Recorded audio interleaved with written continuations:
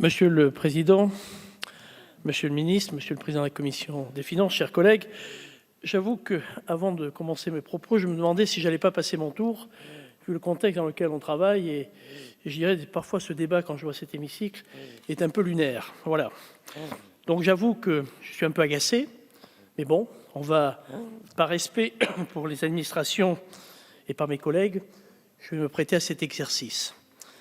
Nous espérions que ces difficultés à prévoir de quoi sera fait notre lendemain soient limitées à l'année 2020, mais les conséquences économiques de cette crise se sont poursuivies sur les 6 premiers mois de cette année, en dépit des avancées médicales réalisées. Je vous rappelle que nous avons eu besoin de 4 lois de finances rectificatives en 2020 et déjà d'une en 2021, attestant de la complexité de la réalité budgétaire actuelle. Faut-il pour autant renoncer à prévoir le futur que nous voulons pour notre pays? Bien sûr que non. Nous ne pouvons repousser ce temps budgétaire de la programmation, qui sera celui de la projection en 2022, et, espérons-le, du retour de la stabilité sanitaire et économique de notre pays. En 2021, le gouvernement a lancé un plan de relance, ça a été dit plusieurs fois, de 100 milliards, qui est venu compléter les mesures de soutien initiées face à la crise. La Commission européenne vient de valider, permettant d'apporter la contribution européenne à ces mesures jusqu'en 2026. Nous avons voté ce plan de relance parce qu'il proposait non pas de pallier aux difficultés actuelles, mais de se projeter dans le futur et de construire le pays, l'économie de demain. Permettez-moi donc de faire quelques remarques complémentaires au nom des députés du groupe du Mouvement démocrate et apparentés essentiellement sur la dette. La crise a brisé cette dynamique vertueuse que nous avions initiée avec une chute exceptionnelle de l'activité économique.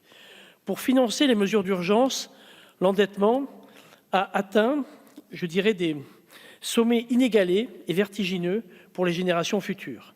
On peut chiffrer à 171 milliards le coût de la crise Covid à l'heure actuelle, avec toutes les incertitudes que nous avons sur le déroulement des mois à venir. Sur cette somme, les dépenses de soutien d'urgence et du plan de relance s'élèveraient à 91,2 milliards d'euros net des financements européens intervenus en 2021. Le déficit budgétaire dépassera 220 milliards de cette année, soit 47 milliards de plus que les prévisions de la loi de finances initiale. Ceci est dû au reconfinement intervenu en mars, avec son effet levier sur les dispositifs de solidarité, de santé et à la baisse des recettes fiscales et sociales, amoindries par les faibles résultats des entreprises, dont l'investissement a également reculé de 8%.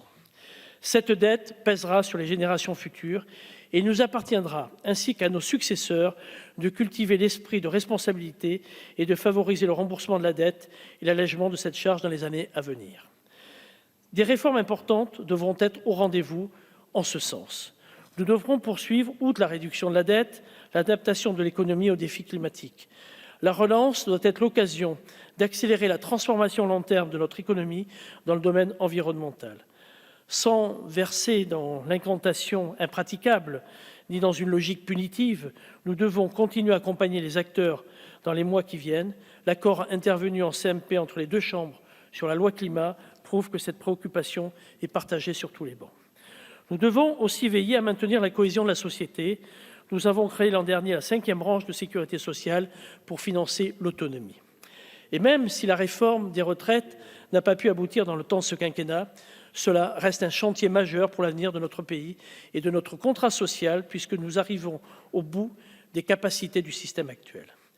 Enfin, nous devrons veiller à maintenir un environnement fiscal et réglementaire attractif et des infrastructures numériques et de mobilité de premier plan et reliées à tous les territoires.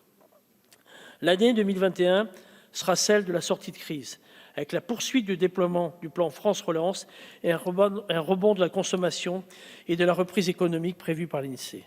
Pour mémoire, nous avons prévu une trajectoire pour le programme de stabilité 2021-2027 qui reste d'actualité, vous l'évoquiez, Monsieur le Président.